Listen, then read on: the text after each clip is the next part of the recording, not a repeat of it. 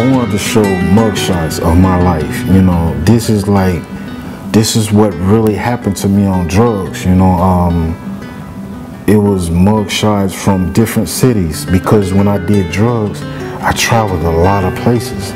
For me, a drug dealer, someone who sold drugs and ran the streets and shot guns, you know, I got shot and he spared my life. God spared my life is where I know I have a purpose. And like I said, at age 38, I started creating these comic books.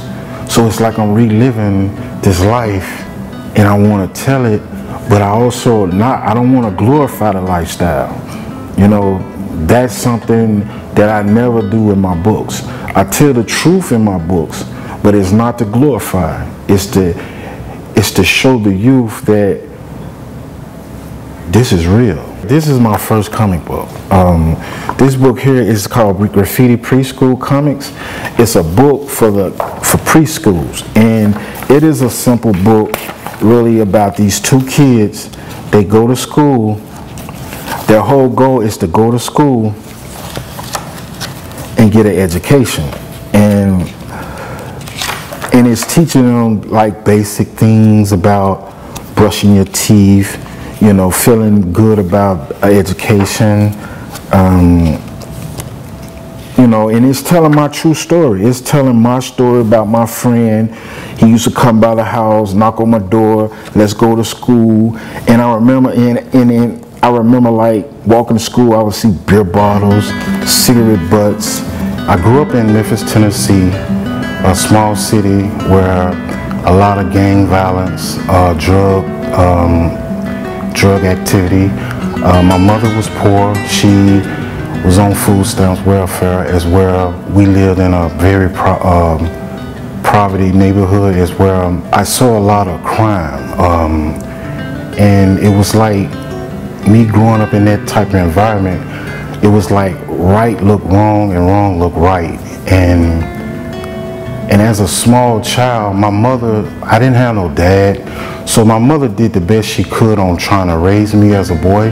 But as I got older, I went to the streets for a role model, and the role model that I seen at a young age, I seen drug dealers selling drugs on the corners, and I didn't know if they was doing something right or wrong, but I did see like everybody like praised them. This is like, you know, me and my friend, he used to need drug dealers trying to entice kids to smoke weed, and my friend like telling me to watch out for certain things, you know, because, you know, he was more mature than I was as far as the street life. He was more aware, I wasn't.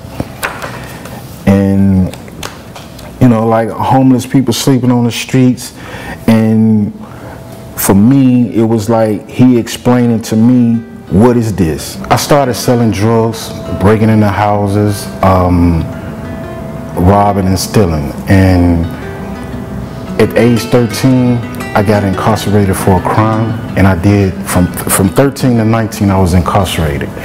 And while I was incarcerated, I used to draw a lot. That what kind of like made me do my time easy. I liked it to draw.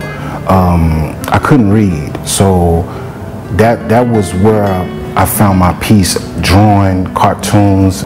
Once I got out, I didn't know that being incarcerated that long, that it affected my life until years later. It was like I became crippled. I didn't know how to feed myself, clothe myself. So when I got out, it was like I didn't know what to do in my life, so I went back to the streets. So as time went on, at age 21, I got into an altercation with gang members, as where it was a lot of shooting and drive-by shootings, and I got shot in my face, and I lost my right eye.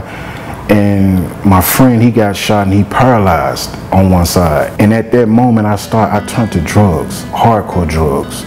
I don't know what made me do it, but it was like I was at a low point in my life, is where I started, you know, doing cocaine and heroin, and it numbed the pain that I was feeling. I finally found some people though that taught me how to get out of this hole that I was in. It's life, you know. That's how I can express it. But the main thing that I love about life today is I'm free. You know, I don't have to do drugs to escape. I don't have to live that life, you know, being a slave to my addiction.